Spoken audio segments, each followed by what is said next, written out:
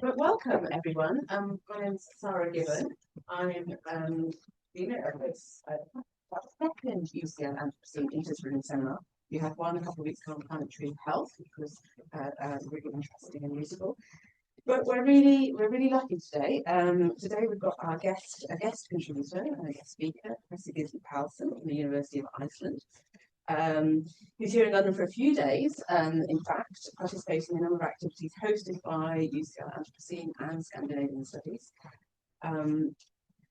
So the title of today's interdisciplinary seminar is Life Itself, the Biosocial, Nature Cultures and the Anthropocene, title offered to us by Gísli. And it really, I think, kind of brings together many aspects of Gísli's work and thinking and really challenge us to think about interdisciplinarity and the biosocial in this current moment of multiple crises, including, but not limited, I think, to the Anthropocene and its context, effects and histories.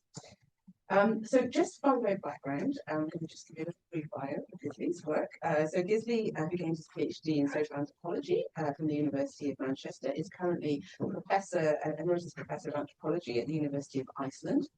Many of his recent works focus on environmental issues.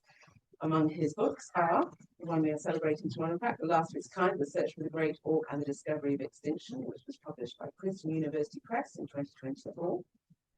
The Human Age, How We Created the Anthropocene Epoch and Caused the Climate Crisis in 2020. Can Science Resolve the Nature-Nurture Debate with Margaret Locke in 2016. And Biosocial Becomings, Integrating Social and Biological Anthropology with Co-Edited Goals in 2030. So Gísli has been a visiting professor at SCAS in Uppsala, King's College London and the University of Stavanger in Oslo, Cambridge, Berkeley, Miami and Iowa City. He's an honorary fellow of the Royal Anthropological Institute of Great Britain and Ireland. And currently, Gísli is working on a book on the manuscripts of John Woolley, written in Iceland in 1848. His co-editor is Dr. Mar Jonsson, Professor of History at the University of Iceland. And this book will be published by Pelagic Publishing in London next year with the title Search for the Great Auk, John Woolley and Discovery of Anthropogenic Extinction. He's also working on interviews and essays on the making of the internet, digitality, and the history of the iPhone. So Gísli's background and is very diverse and has quite an eclectic body of work, both past and forthcoming. And I think gives him quite an ideal purchase, really, on the discussions that we're having around interdisciplinarity and the challenges at the moment. And I come to Gísli's work through a number of different avenues, from work on genomics and post-genomics and so on, and another kind of trajectory that I connect to very much here. So just to add that we are also fortunate today to be joined, sadly not in person, but online by Professor Nik Rose, who will join us very shortly, who is a distinguished Professor of Research at the Australian National University and an Honorary Professor at the Institute of Advanced Studies at University College London, and who was until April 2021 Professor of Sociology in the Department of Global Health and Social Medicine at King's College. He was also co-founder and co-director at King's ESRC Centre for Society and Mental Health.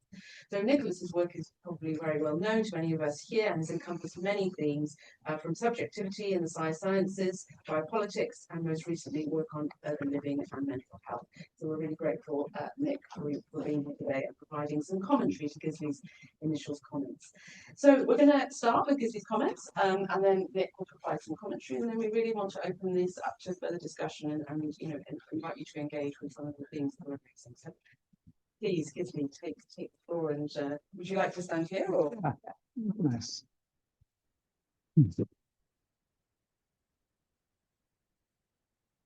Thank you, Sarah, for organizing this and inviting me. It's an honor to come, and thank you, Catherine, for organizing, and it's quite a series of events in 3 days, and I'm a bit amazed, ending in the formal ceremony with a necktie and all in the Icelandic embassy tomorrow afternoon. It's fun. It's wonderful to be here and on such a warm winter day. And thank you, Nik, for participating in this. I look forward to your comments, and I respect your work, and I've enjoyed being in contact with you earlier. And So,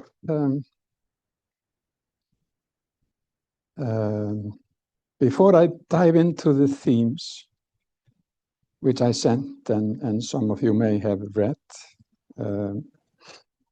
and to me they are at least a bit heavy, the theoretical meat of my stuff of the last decades. And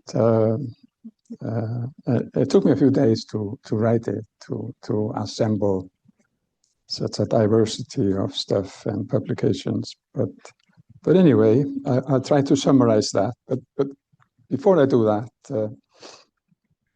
I want to say a few words about scholarship and my views on why we are doing this. Why are we in business? To me, it's always been important to address pressing social and environmental issues.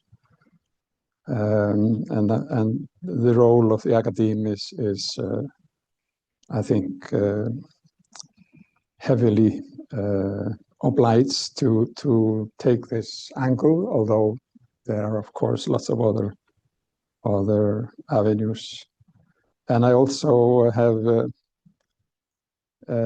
thought of cross-disciplinarity for quite a long time, and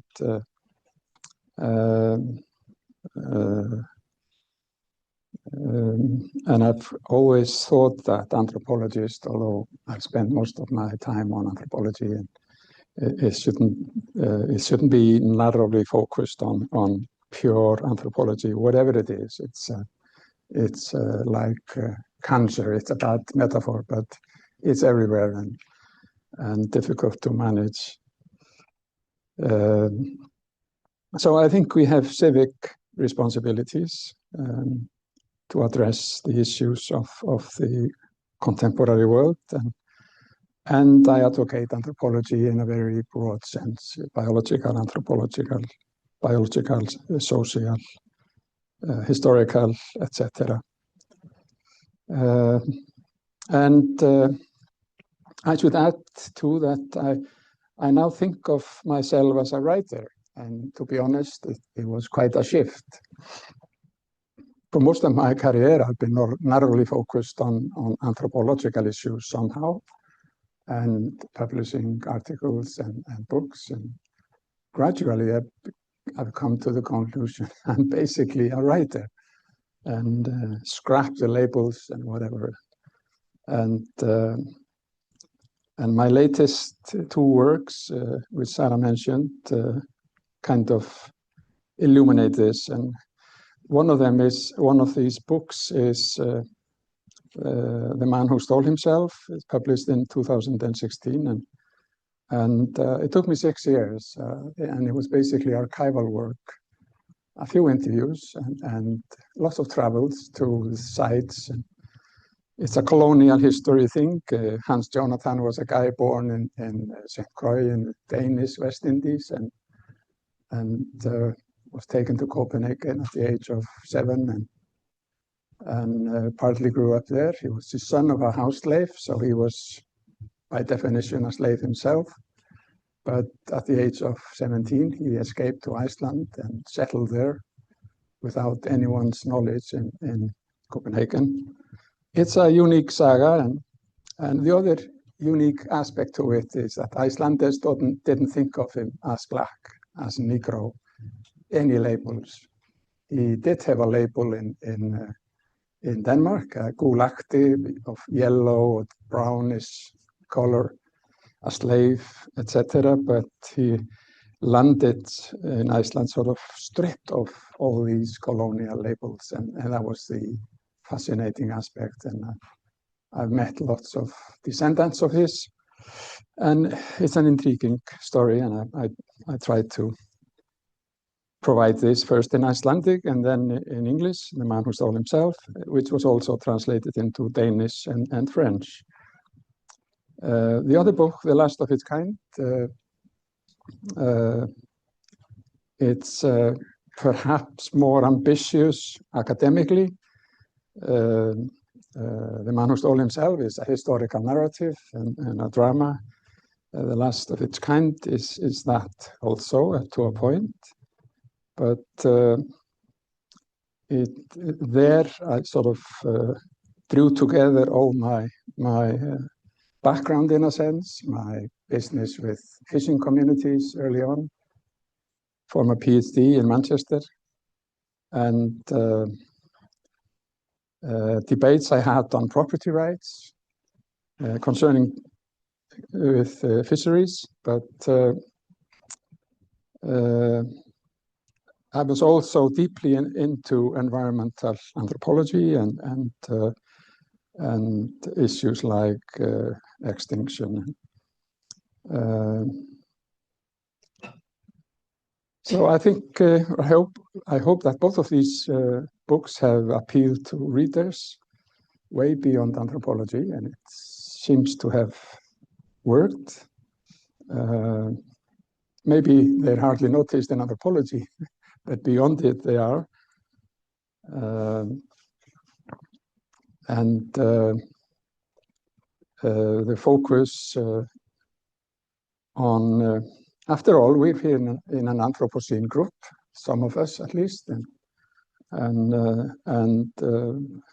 these are Anthropocene issues, both the enslavement and the species issue, because enslavement was a product of plantations and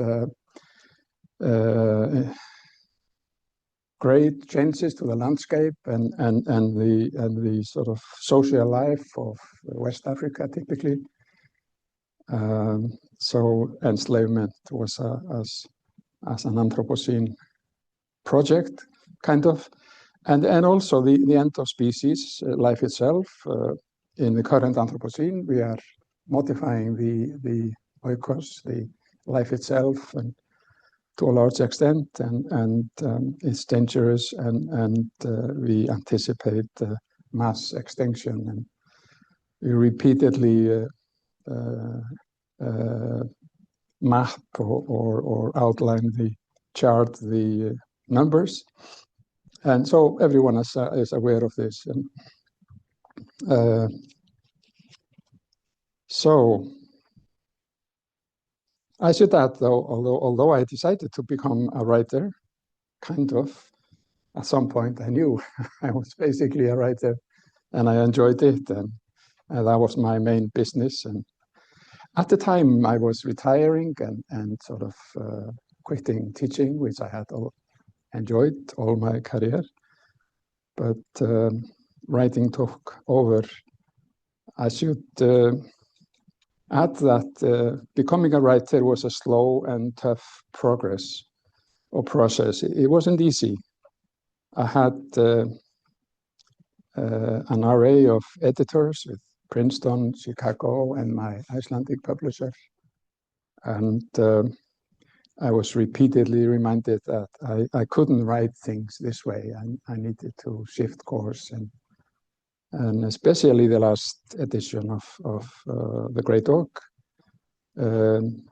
was tricky to produce. There was a series of revisions, and I almost gave up, but I pulled through, and I'm glad I did. The saga is important, and it's fun in a way, although it's a sad story as well. So these are my additions to what I sent, and here's the cover of The Great Oak with a Chinese Da Hai Chu on the back. Pass it around. I'm happy to have a Chinese translator. I haven't heard this before, and I got this yesterday, by the way. It's a draft cover of the book that will be published in China next year. I find it thrilling. So, back to my text, and I shouldn't be too long. I've listed a few issues, big issues: life itself, the biosocial, nature, cultures, and the Anthropocene. And it's tough to fathom in a brief talk. but most of you know what I'm talking about, and all of this relates in a sense to the Anthropocene. My starting point was ecological anthropology, and I thought, for some reason, I was interested in ecological anthropology from the beginning of my postgraduate anthropology, at least, and I studied first in Manchester with Paul Baxter, who was a nice person and an East Africanist, and then I left for Iceland. There was a departmental chair who was arrogant, and I didn't like him. And I said to myself, I'm not going to be an anthropologist. But eventually I came back, and it was Tim Ingold who supervised me for the PhD, and we've been in touch ever since. And he's heavily informed my works and research, and we collaborated on one book. So, yeah, ecological anthropology was my early passion, life in context. And as you know, that term is rarely used nowadays, and it was quite a shift. We hardly noticed it when it occurred. Suddenly, the literature was environmental anthropology or something else, and I thought it must be significant, and I think it is that anthropologists and social scientists were sort of uneasy about the dominant take on ecology in the social sciences, and whenever people used ecological anthropology, they were thinking of energy flows or some mechanistic events in a system, like Roy Rappaport and his school. Although I very much respected Rappaport and his work, and I would love these flows and mechanics early on. I began to suspect later on that there was something fundamentally flawed about it. And in quite recent framings of the Anthropocene, we repeatedly saw charts with humans sort of accidentally kind of entering the system of the rest of nature. And many scholars were trying to measure this human factor and sort of pinpoint its place in the chain of life. And many of us felt that the V charts or Venner charts of the models were flawed, and we should get away from them, and somehow the planet and humans are sort of intermeshed, or how you put it in English, and these Venner diagrams fail to provide the point, and they're misleading.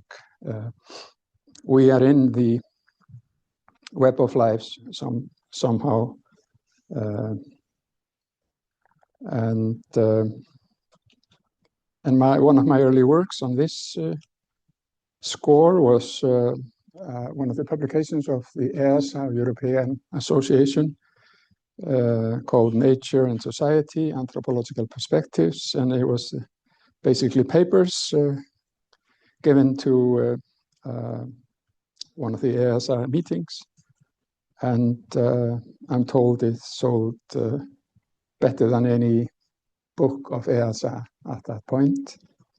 And so it's been around, and it was published in Spanish. Out of the blue, I got a copy in my mail, and it was quite fun. So, and the second point on my list is human variation, race, and color. And I'm often reminded that I wrote my BA dissertation on race and racism in 1972 at the University of Iceland. And I had hardly been abroad. I had hardly seen a Negro in my life.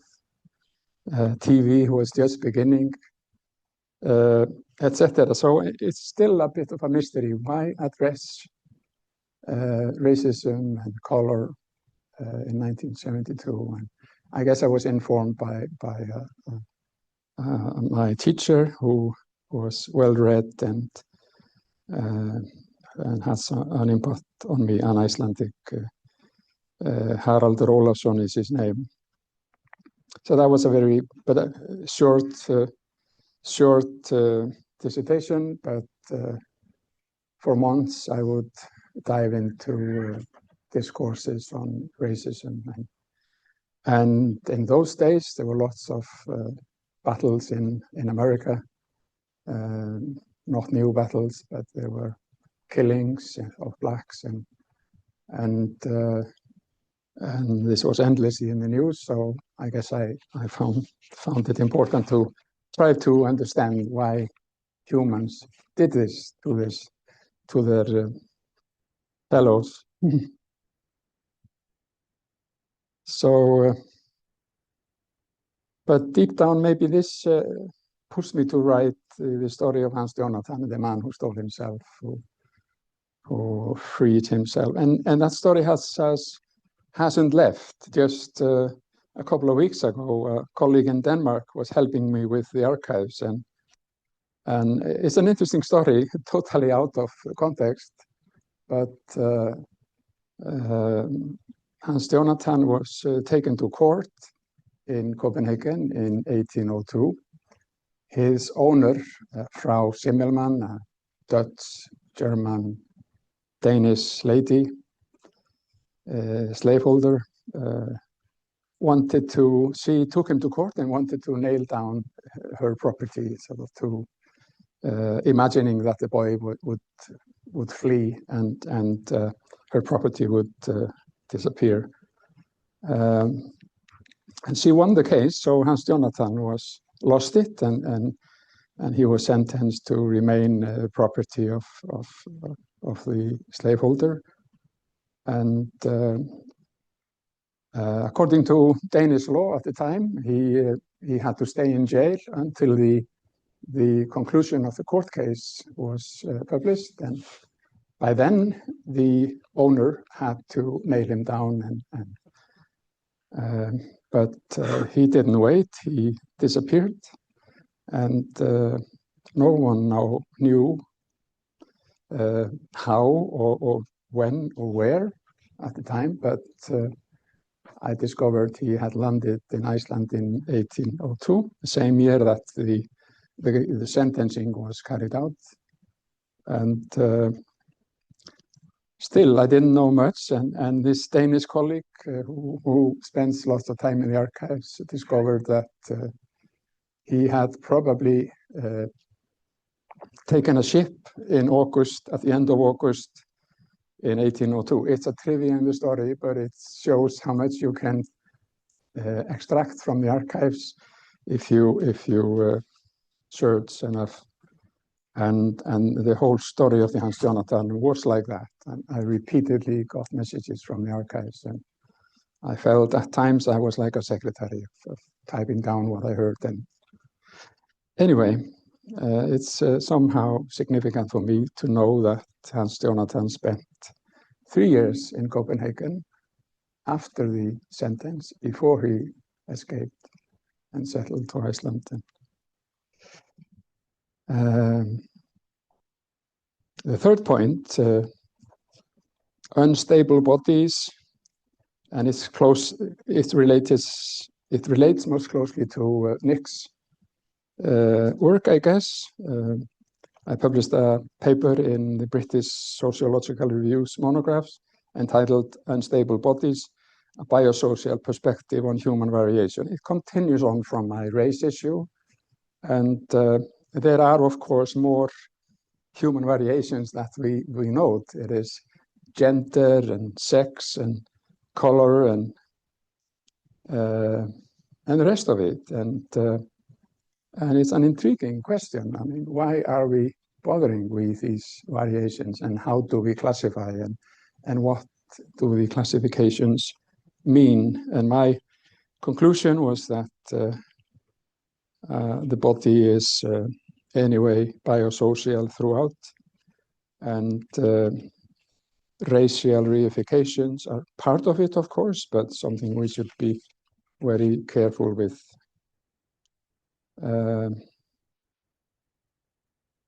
And then in my book, Nature and Culture and Society, I tried to pack together some of the papers I had been publishing. I was using the term of ensembles of biosocial relations. It's playing with Karl Marx. The whole point is that our bodies, our personas are ensembles of biosocial relations, and splitting the bodily element and the rest is silly and counterproductive in many ways.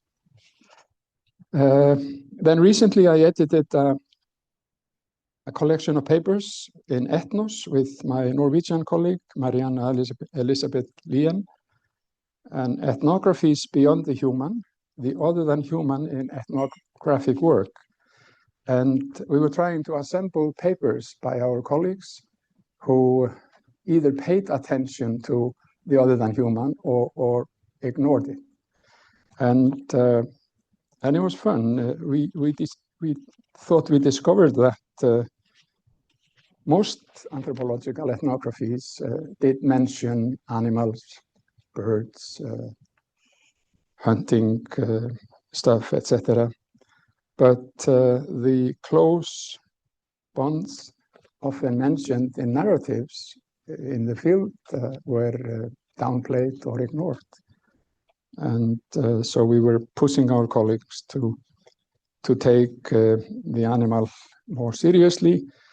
And there's nowadays, only a few years after this, I'm not saying we changed the wind, but it came at the right point, I think. And there's so incredibly much written on animals and animal-human relations. And not just in anthropology, I've seen papers on bird listening.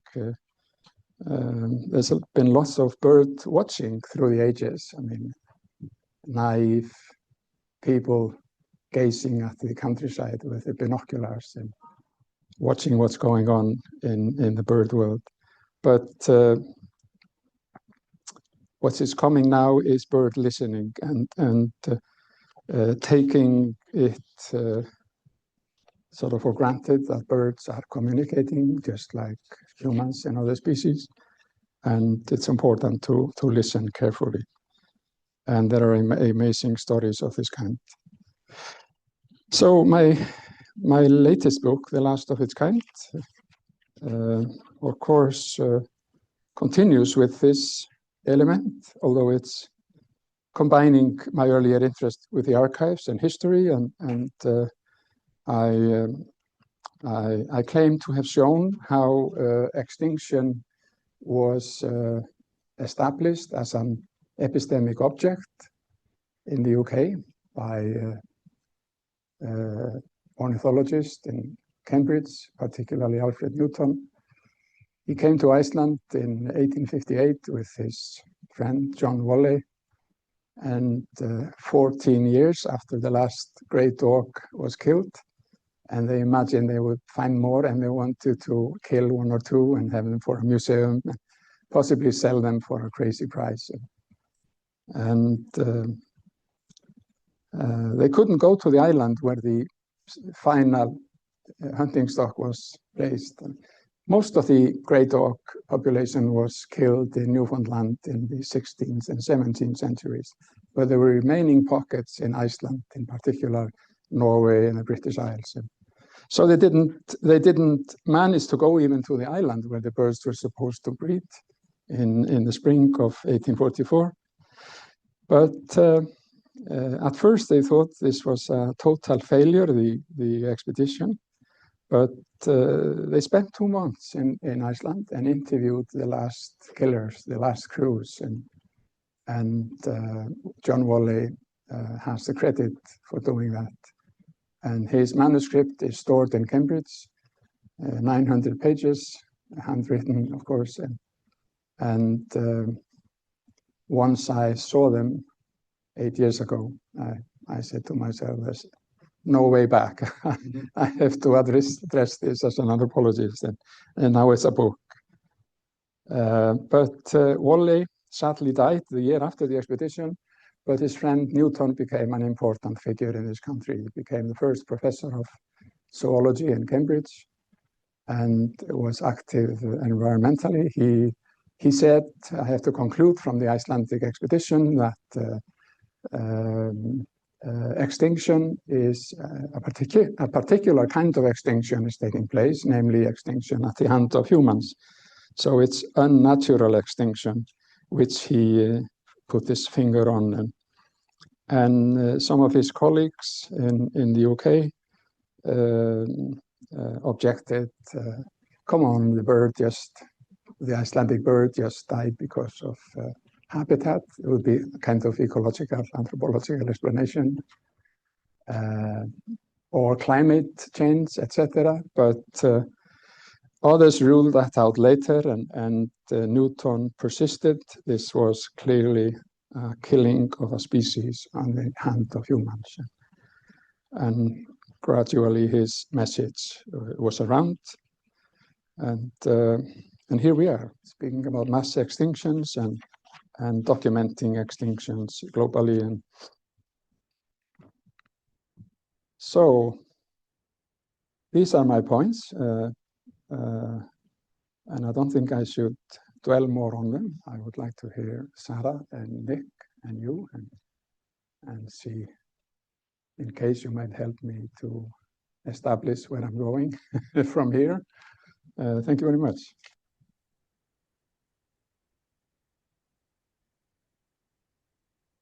We'll hear from Nik and then we'll discuss as well. Shall I sit there?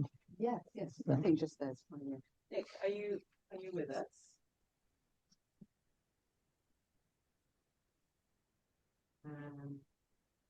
Hear you, Nik, or see you. Can you hear us?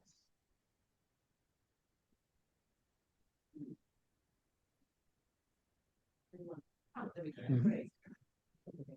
I'm going to hand it over to you, if that's okay, do your comments and then is that okay with you? Sarah, I can't hear you. I don't know if you can hear me. That's so bizarre. Can you hear me here? Yeah, that's a bit better. Can you hear me? Yes. Okay, yeah. cool. Great. Thanks, Nik. Okay. Yeah, sorry, you didn't hear what I said. No, that's fine. You'll behind your comments. That would be great. Thank you. All right. Thanks, Nik. Okay. I feel, having heard Gísli, I feel extremely incompetent at commenting on this lovely talk, which covered so many themes, most of which I am by no means competent to discuss. So I just thought, really, after reading your the points that you wanted to make, that you distributed in advance, that I was really only competent to take up one theme, and that is the theme of interdisciplinarity, and in particular the language of the biosocial. As someone who was originally sometime last century trained as a biologist and made the long march into the social sciences, that theme of the biosocial obviously speaks to me, and the theme of how one does interdisciplinarity and what it means for the social and human sciences to, quote, take biology seriously is obviously a key one. And the biosocial in your work, Gísli, and I think much wider, has come to signal a recasting of the troubled relationship between the life sciences and the social sciences. But the biosocial, the idea of the biosocial, seems to signal the fact that biology no longer brings bad news about determinism, determinism of life prospects, of health and intellect and character and so on. Biology is no longer on the side of reactionary politics. It's on the side of progressives. It's the social that is primary. It's the role of the environment that is primary. It's the malign effects of exposures to everything from toxic chemicals to racism on the body itself that is primary, and that biology helps us understand. And of course, the discussion of the consequences of toxicity is central to the other theme, which the central theme for you, which is the theme of the Anthropocene, which I'm not really competent to talk about. I guess, so thinking about the biosocial and why it is that biology is thought to bring such good news, two kinds of ideas strike me as being so central to the recasting. And one is epigenetics, and the other is increasingly inflammation. So epigenetics, I know in the way in which it's taken up in most biosocial arguments, tells us, or is taken to tell us, that inherited genes are no longer determinate, that gene expression is modified by the insertion of the body into its life world from conception onwards, even before, and controversially that epigenetic modifications of the human genome can actually be inherited from generation to generation, often used then to account for the fact that characteristics, that the consequences of poverty and racism can be handed down across the generations. And now, along with epigenetics, inflammation is also a key theme. Inflammation is also called upon in a lot of recent literature. I was just reading an interesting paper by Hannah Landecker, a former colleague of mine, on the journal Biosocieties. Inflammation is called on to mark the passage from toxic chemicals and social exposures through to the body itself. Inflammation produces cascades of hormones, placing the body and its organs under stress, with consequences across the life course for physical and mental health.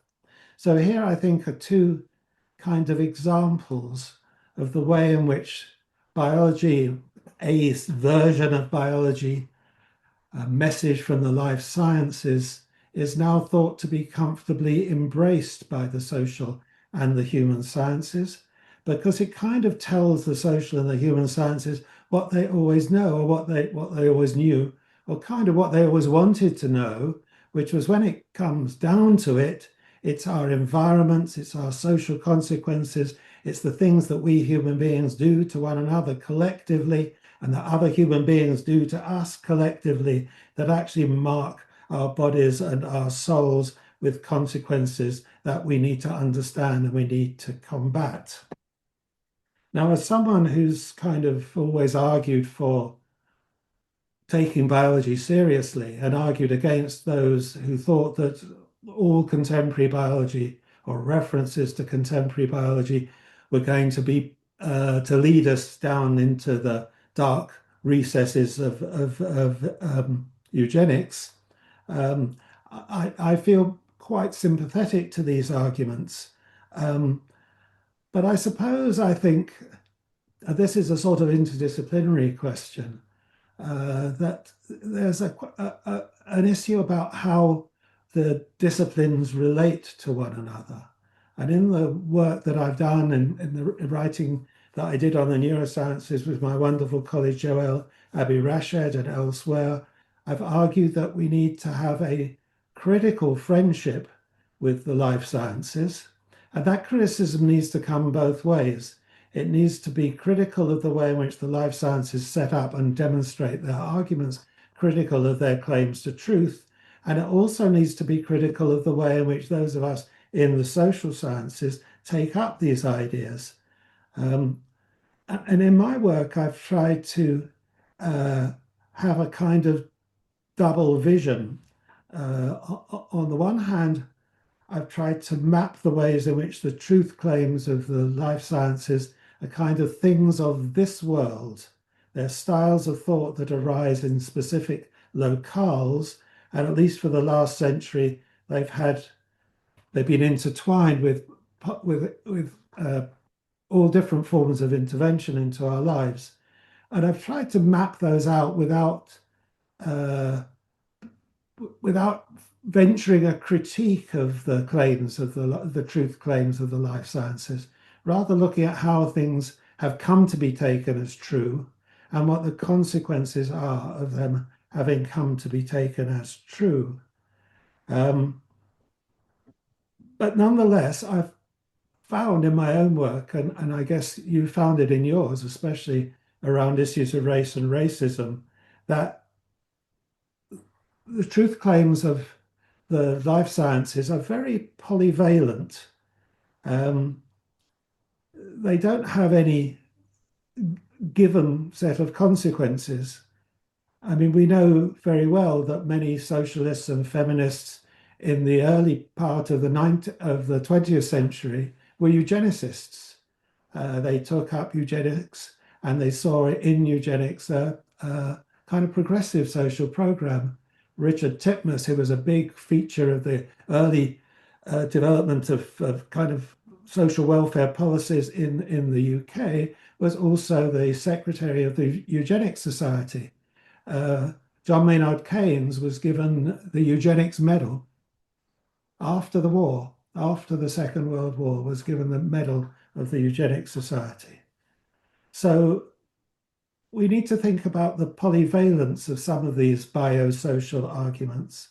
Arguments for epigenetics, for instance, can be very progressive, but they can also be deployed in a quite reactionary politics, which one sees in the development, especially in developing countries and in Latin America, of the movement called DOHA, Developmental Origins of Health and Disease, which holds pregnant and even pre-pregnant women and mothers in early childhood responsible for the health and destiny of their children because of the way in which their drinking, their smoking, their diet before and during pregnancy, and the way in which they look after their kids in their early years can shape the expression of their genes and in critical periods and determine their progress across the life course, the destiny of the child being shaped in the mother's womb. So while some of us herald epigenetics as a kind of counter to genetic determinism, it's not always good news. And nor indeed is the language of exposures, of our unequal contamination from air, water, chemicals, and the like, can form the basis of a powerful critique of contemporary capitalism. And obviously, toxic chemicals and unequal exposures to toxic chemicals are crucial in understanding how lives are shaped and stunted. But nonetheless, the idea of exposures to toxic chemicals is central, for instance, to the work of Robert Kennedy in the United States, with his fantasies about the toxic effects of the fluoridization of water. The ideas of toxicity and purification have become central to a whole rather dippy and loopy commercial apparatus of wellness around the purification of the body and the brain. So I suppose this is just kind of a reflection on the fact that we need to be attentive to the biopolitics of apparently progressive biology as much as to its alternatives. And on the other hand, and this is the other sort of side of my critical friendship, I don't think we should give up our critique of biology, or at least our critique of the way in which biology is taken up. We need to operate with a certain skepticism about the current conception of biology as malleable, as epigenetics as the antidote to biological determinism, inflammation as the mode of action of social determinants. I don't think we can applaud or condemn, pick up or reject the truth claims of the life sciences in terms of how well they match our already existing socio-political aspirations. Because it remains the case that while we know the biological mechanisms of toxic chemical exposures, we don't know very much about the mechanisms of poverty, of racism, of social exclusion, of the way in which they shape body and soul. We should perhaps be a little bit careful about thinking that biology is going to come to our rescue in our fight against those who say, oh, it's sociological or anthropological hand waving, by appealing to biology to give us the sort of hard facts on which our prejudices are based. There's much scientific controversy about many of these things that have been seized on by the social and human sciences, and we saw this especially around probably only a decade ago in the huge amount of excitement about the word plasticity. And I think we probably ought to use the same kind of skepticism about epigenetics and the inheritance of acquired characteristics, which is often so enthusiastically proclaimed by non-biologists. So that's why I think that, and why I've argued that we need to work with life scientists in an attitude of mutual appreciation, but also mutual criticism, if we're going to really understand the processes and mechanisms that shape and sustain inequality. And I think this is kind of crucial. I'm rereading your book with Tim Ingold to how we should reimagine our biosocial becomings, as you put it there. I suppose the only thing I'll say really in conclusion, and it's a poor and very partial response to your lovely talk, is that we need to be wary of us as social scientists only accepting an engagement with the biological scientists if they seem to confirm our own views of the crucial role of the environment. What if it happened to be the case that DNA sequences were determinate in relation to abilities or to character, as is now argued again by the new ideologues of the right, especially if you think about what's going on in the United States today with a re-emergence of a new form of eugenic kind of arguments, not so much about inheritance of abilities, although that's part of it, but about inheritance of character and of proclivities and of all those things that make American civilization the property of white, wealthy males. So if it happened to be the case that biology did not agree with our prejudices, then we also ought to be open to understanding what's happening in that biology and not just operate with a sort of partial vision that accepts the biopolitics only if it confirms what we already know. So the life itself, if we're thinking of life itself, and I think of life itself in a rather molecularized way, kind of opens up a whole series of new challenges with these new ways of thinking. And I think your work, your earlier work and your current work on the biosocial helps us think about that and helps us think critically about that.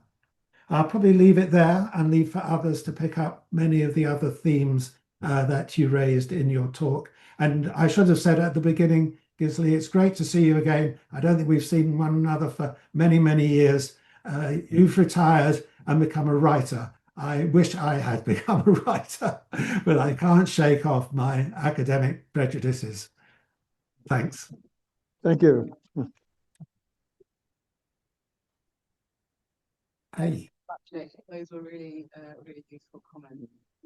I don't know how you'd like to, whether you'd like to respond or get more comments. How would you like to? No, just I want to hear more comments, but thank you, Nik, for an extremely perceptive take on things. I mean, you've been in the middle of the biosocial for decades, and it's nice to hear your voice again on theoretically and physically. Lots of points in what you said. I quite agree. We should. I mean, we come into this from different directions. I mean, you first trained in the biological domain, and you become a serious social scholar as well. I tried to go the other way. I doubt if anyone takes me seriously in the biological world, but anyway, I try. And working with biologists, as you put it, I think that's vital. It's we have to give things and perspectives a chance rather than abandoning a priori. And yeah, basically, I agree with you. It's we need to take, social scientists need to take biology seriously. I just one point to add is that I was on the European Science Foundation boards, one of the boards in the humanities for a few years, and we held several conferences, and we tried to push for precisely these viewpoints. Both of us have been sharing biosociality and epigenetics and the rest of it. And I must say it was extremely tough because the biologists were so defensive and sort of, or the sort of in the sort of climate discussions, when the climate scientists were challenged that the Venn diagrams were simplistic and there was no space for humanity in the figures, and they became extremely defensive, and it was amazingly difficult to push things forward. So I agree. We should do our best and to work with biologists as we possibly can, but we should always have the warning. It's often extremely difficult to get through, and the biologists and the environmental specialists, they often prefer safety in their closed cells and sort of bridging the divide is often, I think, more difficult from the environmental or the biological end. But thank you very much. Thanks. Are there any other comments you would like to pick up on? Very wide range of themes, I think, that themes were presented.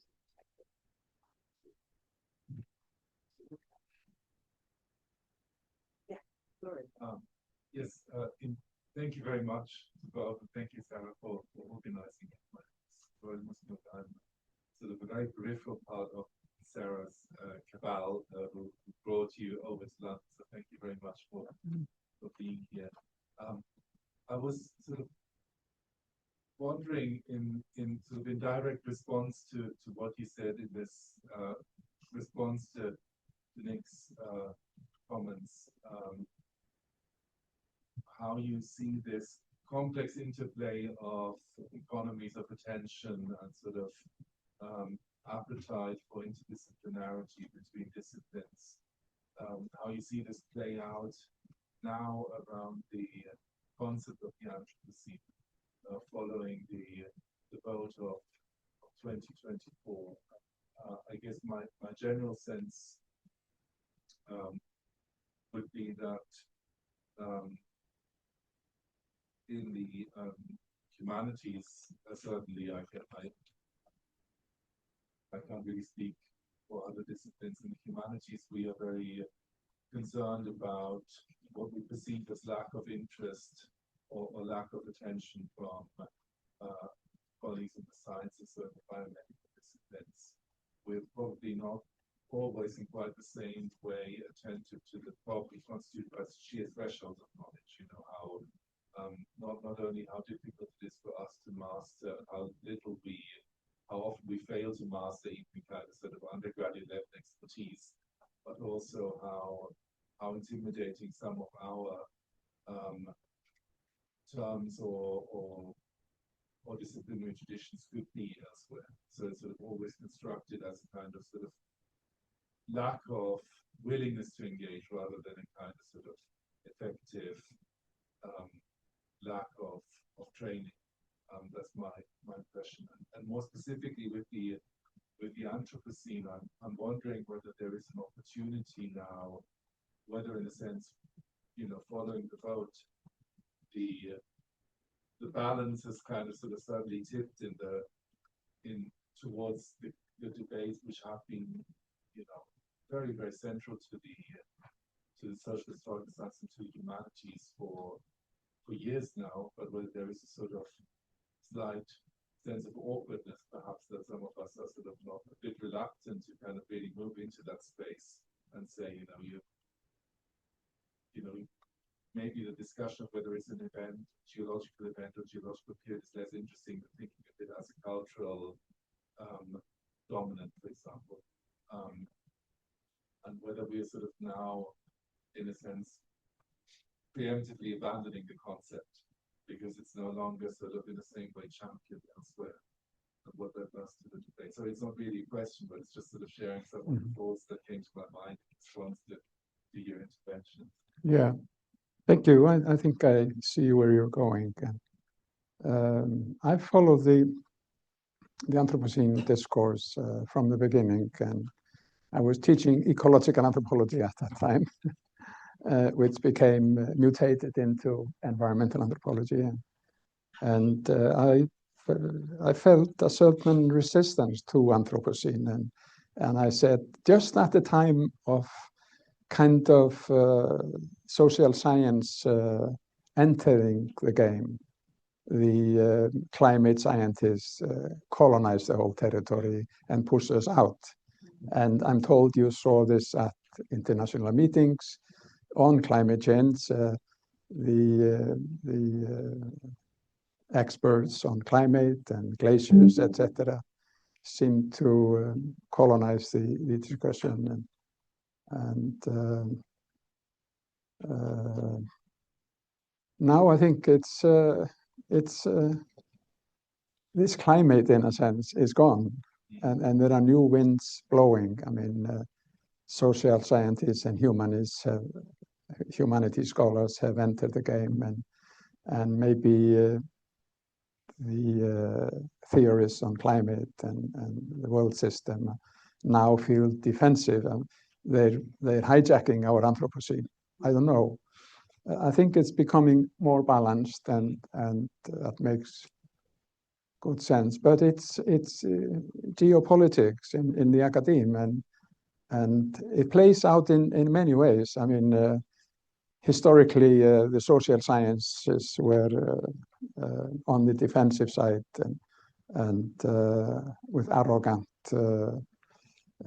people in charge of departments and universities and educational ministries, etc. It's radically changed now, but as you hint at, America is again a model of what not to do.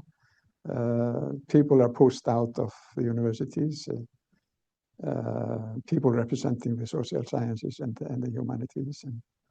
But it is nice to have parent figures and kind of to think of our relevance in the scheme of things and in the biopolitics and power games of the academes.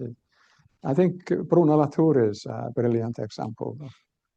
I mean, he's difficult to read, but some of his and understand, but some of his projects really broke through. I mean, he was and is taken seriously in the biological sciences, and it was brilliant stuff. And if we can all emulate Latour, we will be fine. But thanks. Sorry for being so long. I follow on from that.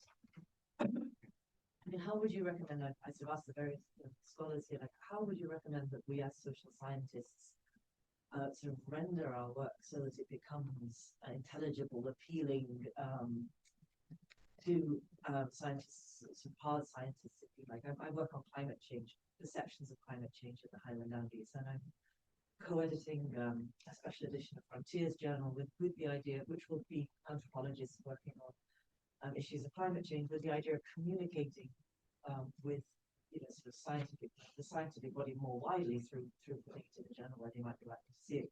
And I just wonder if you could advise me on what would be a good slant to take with our editorial, with our articles, how to shape them so that they would be anything other than dismissed. It's a big question. I don't know if I have advice, but I've often said, and I tend to think that humanities and social science scholars have at times over-theorized.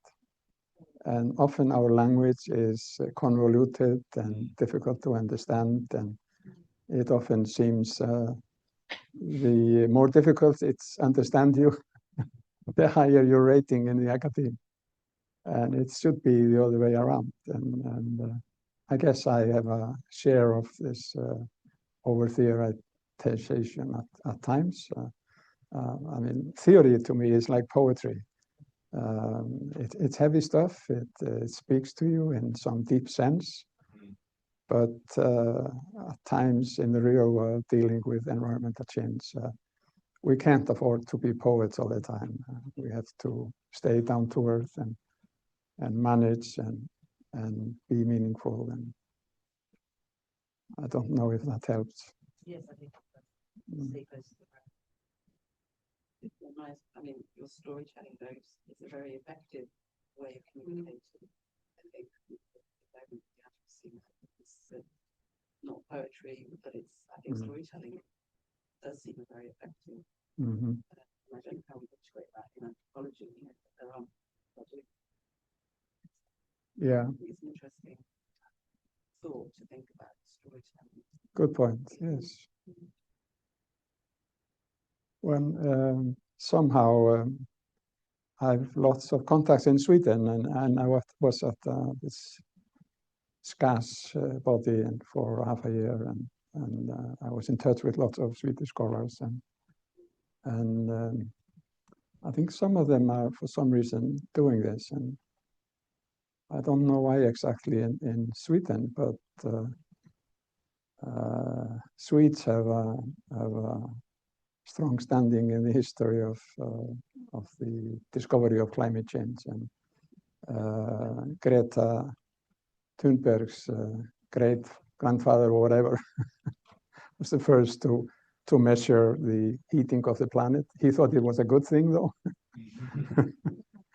But some of the Swedish scholars, as Sverker Sörlin is a fantastic guy trained in history, and he's published a book called Snö in Swedish, and 400 pages just on snow and its implications, glaciers, etc. And it's a personal narrative throughout his grandparents, his family, and modern climate change. And I think it's in English. It's brilliant, and maybe it's a bit overdone. Some of us can't understand. Some of us can't tolerate that kind of narrative for 400 pages. but it's one important way forward, I think, to tell true stories and why they matter for us. Thank you very much for that wonderful journey through your work. And I think I've got a big question, but my reflection comes from thinking, okay, you've delved into very many different areas. So you've looked at racism, you've gone through the archives to try and tell the story that, and also by looking at extinction, the question of sort of human exceptionalism, where we sit in relation to animals. Discussions around the separation of the biological and the social. Within anthropology, I'm sure you'll by Wenger and Graeber, which is basically saying, questioning the idea that inequality is inevitable to human existence. And I also recently just watched a series on the BBC called Human by Ella. Yes, I don't remember it. Anyway, she tells the very interesting story. It's just a 5-part BBC series where she's archaeological anthropologist. Anyway, but basically she looked at the very early stages of human societies and how they developed, but also how they died out, why they died out. And so sort of a process of extinction that happened as people moved around and in interaction with the environment. But then there's a piece where she engages with an archaeological site in Turkey that Wengrow and Graeber also engage with, and they use it as an example of the fact that inequality wasn't inevitable, and she uses that to say the opposite. So my point is, from your long trajectory in anthropology and looking at sort of engagements with the environment, and then thinking as well about what Nicholas said about the truth, do you think that the Anthropocene, thinking about it in the broadest sense, not so much in the way that Florian was referring to, but thinking about the Anthropocene as our engagement with the planet, human engagement with the planet, but do you think where we've got to in terms of climate change was inevitable? It's a heavy question. It's extremely to read the past. As someone said, it's a foreign country. And we can throw anything we like into history and manipulate it for the purpose of some kind of politics. That rethinking of history is something that needs to go on all the time, and for that reason, history is vital. And in some countries, there's been a kind of tension between history and anthropology, and I think that's silly and changing. And we need to read the present constantly, and also the past. I can't say whether inequality was when inequality was born or discovered, whether it was a matter of the Paleolithic or the Renaissance or whatever. But I think we are making progress, and gender, I think, is one issue. I mean, the issue of gender is, in my cursory reading, is rethought in the light of history and archaeology, and the role of women is apparently far more important in many ancient societies than we've tended to assume. We've always considered males to be the key and everything else surrounding them. And that's not the case historically. And there are certain facts. I mean, we can say this didn't happen in these in Paleolithic times, and that's useful, and that shatters current myths.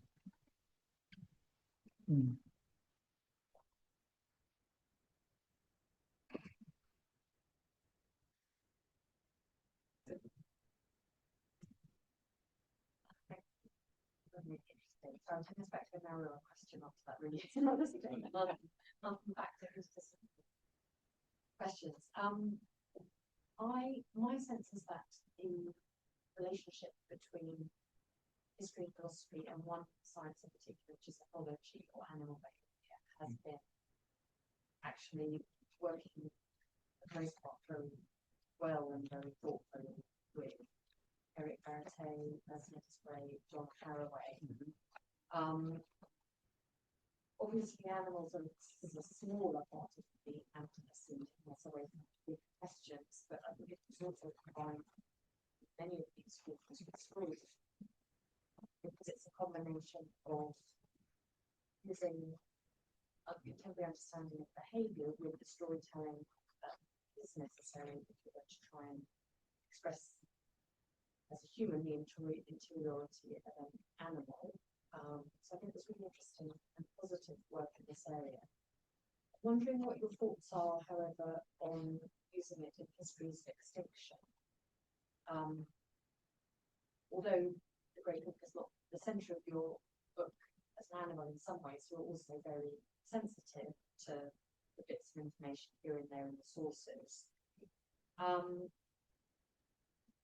can the historian, I mean, I'm a historian, but how can historians, anthropologists, and other social sciences dealing with animals, but also extinction, use a field like ethology or other sciences to kind of move us forward into thinking about the Anthropocene politically, but also in terms of producing better scholarly work, which is two different but goals. Yeah, I'm not an expert on history, but I enjoy historical works, and in my text, which I shared with you, I mentioned the concept of body worlds in works by archaeologists. I think they're British, Harris and Robb. Some of you must know them. I think we cited this in the biosocial becoming book, and I found it fascinating that archaeologists would be theorizing biosociality from the physical remains of ancient societies, and reading biosociality into bones or skeletal material and archaeological remains. And so it's possible, I think, to move these analyses way back through archaeology, but also through history. And I followed some of the writings of the analyst school, and Aaron Gurevich in Russia and Jacques Le Goff in France. And I found these writers fantastic. And Gurevich was reading the Icelandic sagas in a manner that nobody had done. And Icelanders or otherwise. And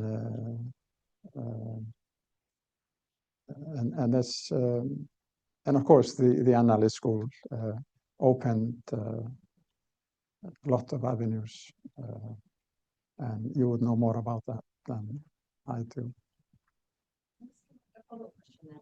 Sorry, I didn't get the slide, but I didn't see what the text said. We didn't share it. I'm sorry. We didn't share it. We didn't share one. Okay, so Do share it. We can share it. Yes, we can. Okay, Yes. of course. Yeah. So I don't therefore know very much, sorry, about the concept of biosociality Mm-hmm. from your readings, but can it be applied to animals? Sure. Yeah, and that's the whole point. We're all biosocial, and I've been a bit preoccupied with birds for the last years because of the Great War, but they're a good example, and they are social in many ways, and relate to humans, and they speak a language,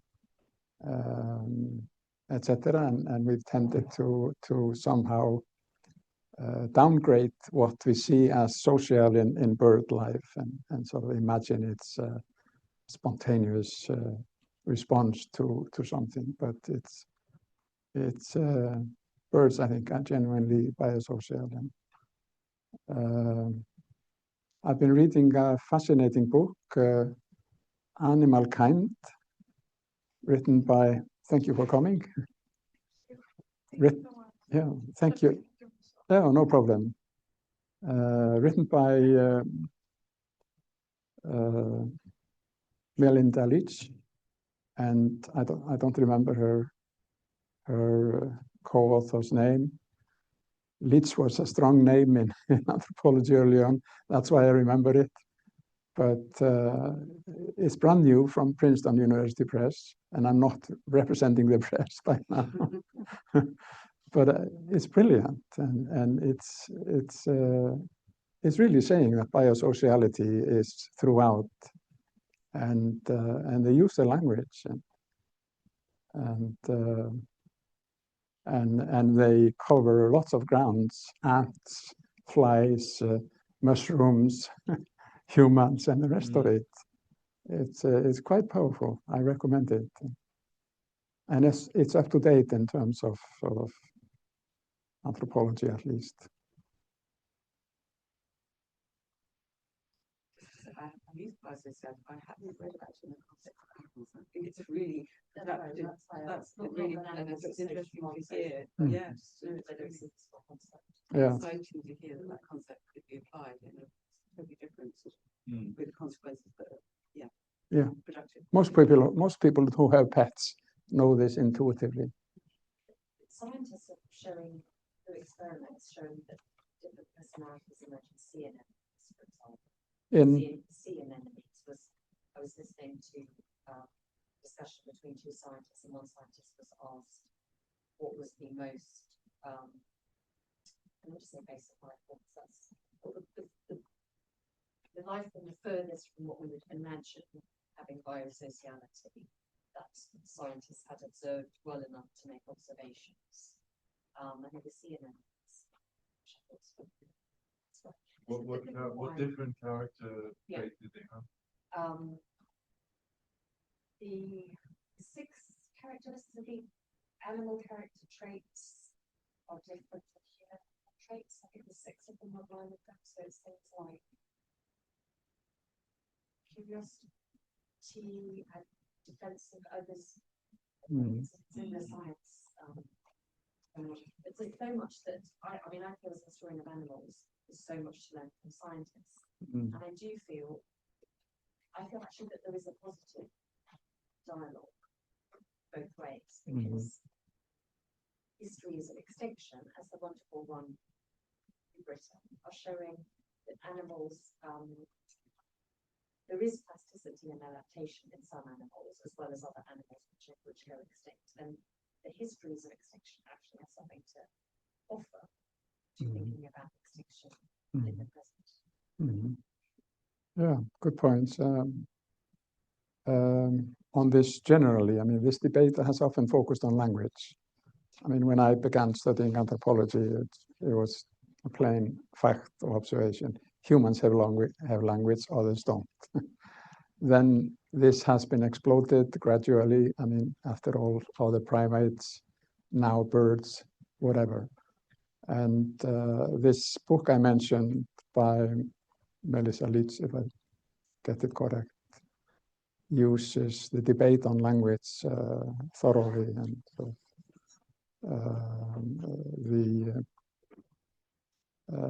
Do Forests Think is a good book, and using Saussure and on science and the rest of it, and these anthropologists are using similar, not quite the same, but it's a complicated discourse, but I think it's a way forward.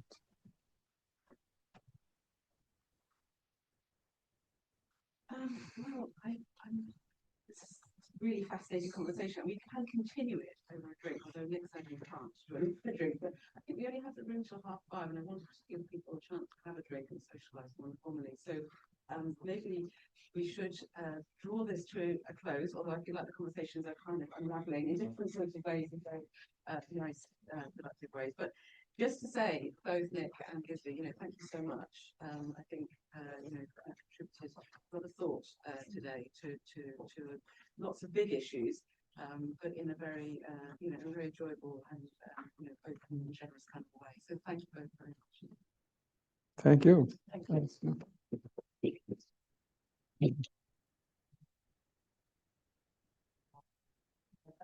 Okay. Can you hear me? Sorry, you can't join us now. Thank you, Nick. Yeah, just to say Thank you very so much. Good to see you. Yes. Good luck for the rest. Good luck for the rest of your days here. Thank you very much. And for the new book. Yeah, hope to see you again. I hope care. so. Okay, I'll say goodbye now. Bye bye. Thank you.